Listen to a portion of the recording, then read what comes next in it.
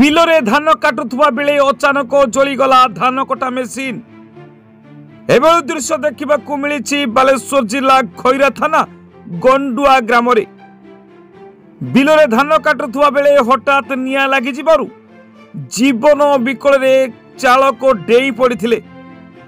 Driver सिना दौड़ी पलि आसिथिले हेले हुतु हुतु होई जली जाइथिला धान कटा मेसीन। खबर पाई घटनास्थल रे अग्निशम बाहिनी पहुंची निया को आयत्त करथिला।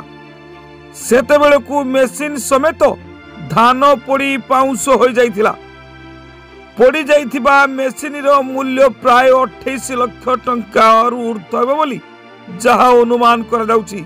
केउ कारणरू धान कटा मेसीन टी जली पुड़ी पाउंस होई गला, शॉर्ट सर्किट कि अन्य केउ कारणरू केमिति निया लागिला ताहा जणा पड़ी नथिबा बेले मेसीन मालिक एबे चिंतार रहितबा जणा पड़िछि।